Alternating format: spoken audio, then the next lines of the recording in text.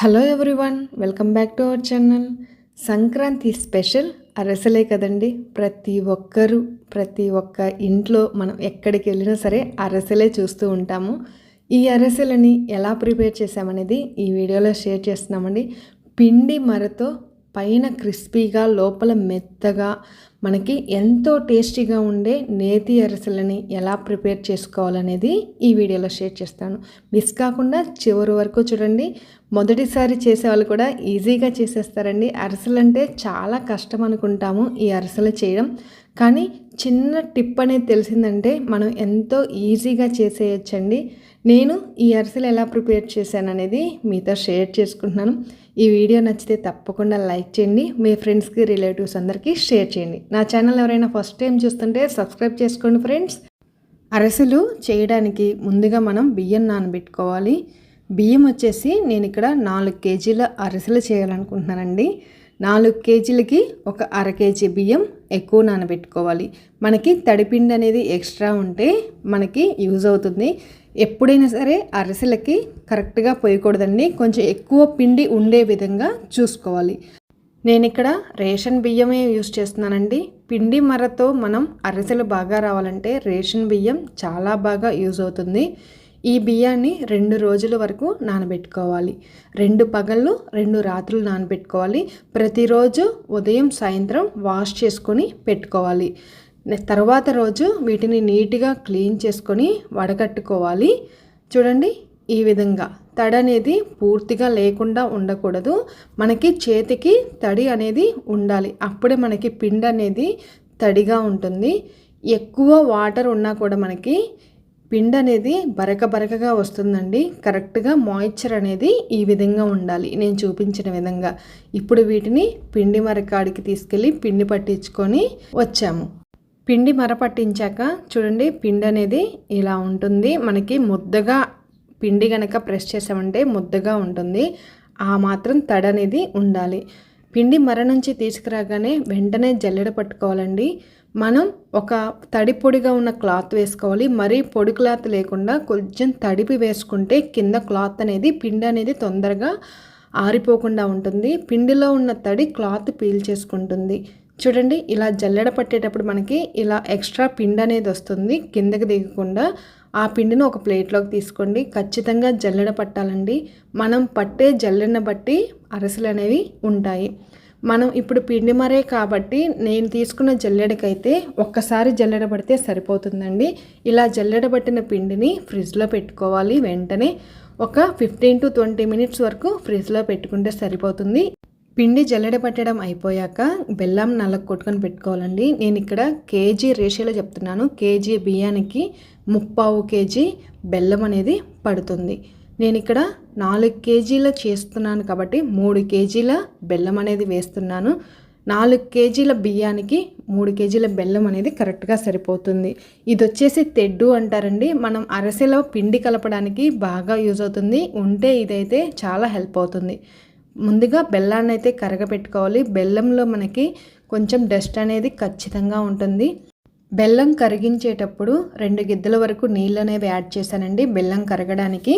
చూడండి, ఈ విధంగా మనకి డస్ట్ అనేది వస్తుంది. ఇప్పుడు దీన్ని స్టవ్ మీద పెట్టుకొని హై ఫ్లేమ్లో పెట్టుకోవాలండి. హై ఫ్లేమ్లో పెట్టుకొని మనం తిప్పుతూనే ఉండాలి, లేదంటే బెల్లం అనేది అడుగంటుతూ ఉంటుంది. నేను ఇక్కడ ఒక ప్లేట్లో వాటర్ అనేవి తీసుకొని పక్కన పెట్టుకున్నాను పాకం చెక్ చేయడానికి. మనకి పాకం రావడానికి 5 to 7 మినిట్స్ అయితే పడుతుందండి. మంటను బట్టి మనకి ఉంటుంది. ఎక్కువ వాటర్ పోసామంటే ఇంకొంచెం ఎక్కువ టైం పడుతుంది. మధ్యలో ఇలా పాకాన్ని అయితే చెక్ చేసుకుంటూ ఉండాలి. చూడండి, మనకి ఉండ పాకం అనేది వచ్చింది. ఇంకా కొంచెం రావాలండి. అరిసెల పాకానికి కొంచెం ముదురు పాకం ఉండాలి. మరీ ముదురు పాకం కాకుండా కొంచెం ముదురు పాకం అనేది ఉండాలి. నేను వీడియోలో చూపించిన విధంగా మీరు పాకం పట్టుకున్నారంటే అరిసెలు అనేవి బాగా వస్తాయి. అలాగే మనం తీసుకున్నాక ఇది ఒక్కసారి పైనుంచి ఇలా వేసామంటే సౌండ్ కూడా వస్తుందండి. ఆ సౌండ్ని బట్టి మనకి అరిసెల పాకం వచ్చింది లేనిది కూడా తెలుస్తుంది. నాకు ఇక్కడ ఇంకా అరిసెల పాకం రాలేదు. 1 నిమిషం ఉన్నాక మళ్ళీ చెక్ చేస్తే అరిసెల పాకం అనేది వచ్చింది. చూడండి, ఈ వీడియోలో చూపించిన విధంగా ఇలా సౌండ్ అనేది రావాలి.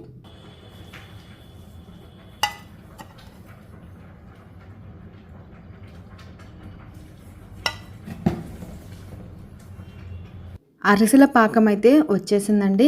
ఇప్పుడు స్టవ్ ఆఫ్ చేసుకొని ఇందులో నేను 4 కేజీలకి 2 గిద్దల నెయ్యి వరకు యాడ్ చేస్తున్నాను. మనం ఇలా నెయ్యి యాడ్ చేయడం వల్ల అరిసెలు అనేవి నెయ్యి ఎక్కువ పీల్చుకోకుండా ఎంతో టేస్టీగా ఉంటాయండి. ఇలా నెయ్యి వేయడం వల్ల అరిసె తినేటప్పుడు కూడా ఫ్లేవర్ చాలా బాగుంటుంది. ఒక్కసారి పాకం అనేది రెడీ అయిపోయాక నెయ్యి యాడ్ చేసుకొని ఇలా ఇద్దరు హెల్ప్ అవుతారండి. ఖచ్చితంగా మనకి ఇద్దరి ఉంటేనే మనకి అరిసెల పిండి అనేది బాగా కలపగలుగుతాము. ఒకళ్ళు పిండి వేస్తూ ఒకళ్ళు ఇలా తెడ్డుతో తిప్పుతూ ఉండాలి, ఉండలు కట్టకుండా, లేదంటే ఉండలు కట్టేస్తుంది. మనం ఇక్కడ ఎక్కువ క్వాంటిటీలో చేస్తున్నాం కాబట్టి ఎక్కువ క్వాంటిటీలోనే పిండి అనేది పడుతుంది. ఇలా కొద్ది కొద్దిగా యాడ్ చేస్తూనే మనం పిండి అనేది కలుపుకోవాలి. పిండంతా ఒకేసారి వేసామంటే ఉండలు ఉండలుగా ఉంటుందండి. చూడండి, నేను వీడియోలో చూపించిన విధంగా ఇలా ఒకళ్ళు తిప్పుతూ ఒకళ్ళు పిండి అనేది యాడ్ చేస్తూ అరిసెల పిండి అనేది కలపాలి. ఫైనల్గా అరిసెల పిండి కన్సిస్టెన్సీ అనేది ఇలా ఉండాలండి. జారకుండా మనకి చేత్తో తీసుకుంటే చేతికి అంటకుండా ఉండ అనేది రావాలి. చూడండి, నేను చూపించిన విధంగా వచ్చిందంటే మీ అరిసెల పిండి అనేది పర్ఫెక్ట్గా వచ్చేసినట్టు. పిండి అనేది ఎక్కువ యాడ్ చేసామంటే అరిసె అనేది విరిగిపోతుందండి, సరిగ్గా రాదు. పిండి తక్కువ వేసామంటే పిండి అనేది జారిపోతూ ఉంటుంది, అరిసె చేసేటప్పుడు సరిగ్గా రాదు. సో ఈ విధంగా నేను చూపించిన విధంగా పిండి కన్సిస్టెన్సీ అనేది ఇలా రావాలి. అరిసెలు చేయడానికి పిండి రెడీ అయిపోయింది. ఇంకా పిండిని అయితే మూత పెట్టేసి పక్కన పెట్టేసేయండి. ఇక్కడ నేను నేతి అరిసెలు చేస్తున్నాను కాబట్టి నేను ఇక్కడ నేతినే తీసుకున్నానండి. నేను ఇంట్లోనే ఓన్గా ప్రిపేర్ చేసిన నెయ్యినే యూస్ చేస్తున్నాను. మనం మార్కెట్లో దొరికిన ఏదైనా సరే నెయ్యి యూస్ చేసుకోవచ్చు, నెయ్యి ప్లేస్లో ఆయిల్ అయినా యూస్ చేసుకోవచ్చు. అరిసెలు ప్రెస్ చేయడానికి నేనైతే ఇది యూస్ చేస్తున్నాను. మనకి మార్కెట్లో ఈజీగానే అవైలబుల్గా ఉన్నాయండి. ఐరన్వి ఉన్నాయి, వుడ్ ఉన్నాయి. నేనైతే ఇక్కడ స్టీల్ది యూస్ చేస్తున్నాను. వీటితో అరిసెలని మనం ఈజీగా ప్రెస్ చేయగలమండి, చాలా ఈజీగా ఉంటుంది. వీటన్నిటినీ సిద్ధం చేసుకున్నాక స్టవ్ ఆన్ చేసి బాండీ పెట్టుకోవాలి. అరిసెలు చేయడానికి పోత బాండీ అయితే చాలా బాగుంటుంది. నెయ్యి తక్కువగా పడుతుంది, మనకి అరిసె కూడా మంచిగా ఉడుకుతుంది.